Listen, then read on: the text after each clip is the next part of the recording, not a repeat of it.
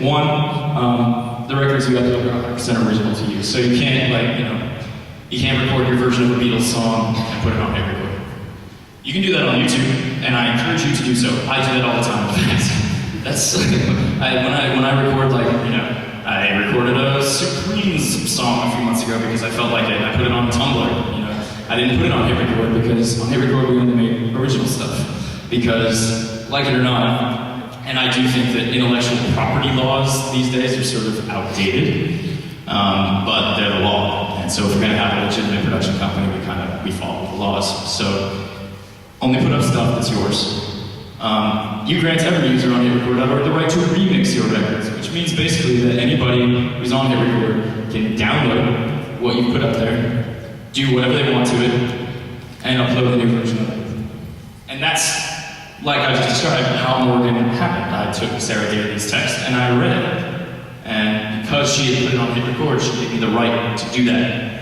If you were going to do this in Hollywood, someone's agent would have to call someone else's agent, and there'd be, negotiations and rights and all, and that's all good and fine. But the kind of the point of HitRecord is we all just agree that this is what we're going to do. And again, if there's a work of art that you're making that you don't want people to work on, you want to just kind of keep to yourself, don't put it here. It's not really what it's for.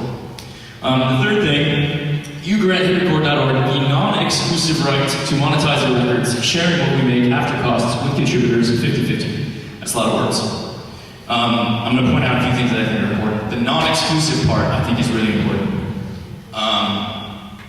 When you release a record on HitRecord, you're not giving it up. We don't own it exclusively. It's not yours anymore. It's still yours. In other words, like, for example, Sarah Daly, who wrote Morgan and Morganson, if she wanted to make something else, not that short film, she wanted to make a different short film out of her story, or she wanted to make a book out of it, or whatever, she could still do that. The story is still hers.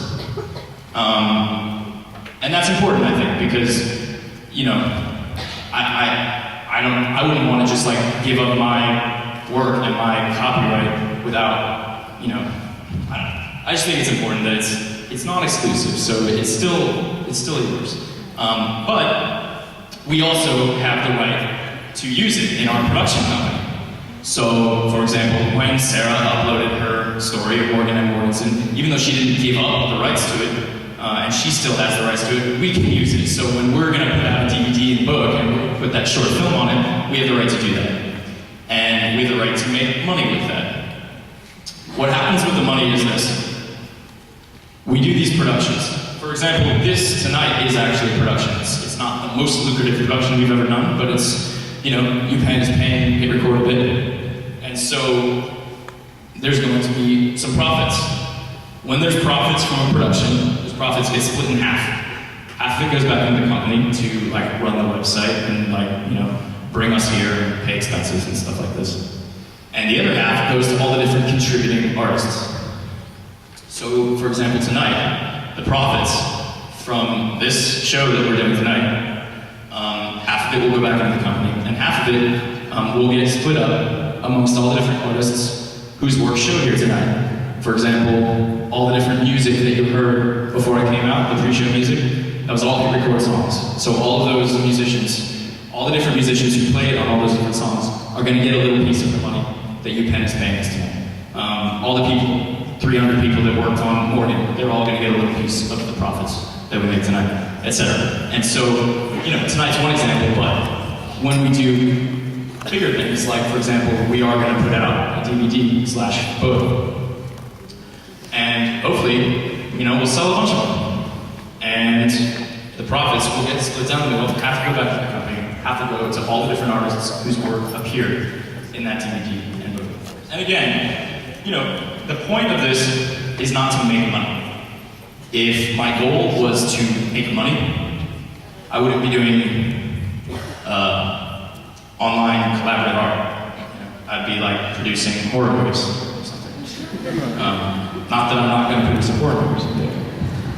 But, so, the point isn't to make money, but the truth is that projects like this cost money. And so that's why we figured out this way to turn HitRecord into a for-profit production company that can be economically sustainable, and so that we can afford to do these projects. And yeah, that's how it works. I imagine some of you guys have some questions about that. So what I would like you to do is write those questions to Twitter. We're gonna put on another video, and after the video is done, I'll answer the really smart questions that you guys ask. All right. So this next one that we're going to put on is one by an artist named Riro, and it's mostly just him. It's music that he made. It's words that he wrote. He did use a bit of footage that he found on Hit Record, but I love it.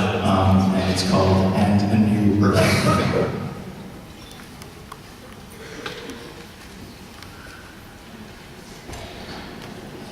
Ladies and gentlemen, the world is much larger and stranger than you have been led to believe. There are extraordinary things in your everyday lives. There are hidden treasures and familiar shadows. You have been kept shielded from the dangerous and untamable world of the actual.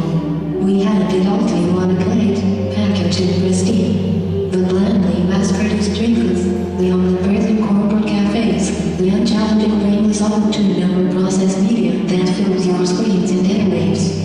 We anesthetize you like an oxygen cylinder with all your own life neatness and control, while the disorder in your anarchic nature has been pounding at your soul. We can never be like you, so we reduce you to simplicity. But you have sparks of divinity. You are married to infinity. We make you fertile imperfections, but in fact they are the diamond of your being, and they will always offer unimaginable variations. You have forgotten how to read because we never moved it from your language, but there are things inside you that are mysterious and magical and impossible to explain, and if anything cannot be rationally explained, then our machines will not compute. You are getting watched by friends. You are taxed lifestyle. You are numbers on our screens, and you are seeking little other than the peaceful rain of pictures on screens, the tranquil melody of corporate lullaby. This is an invitation.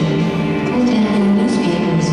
Turn off your TVs, because there is more in wait for your mind, and you're starting to feel scared. You're starting to forget just enough.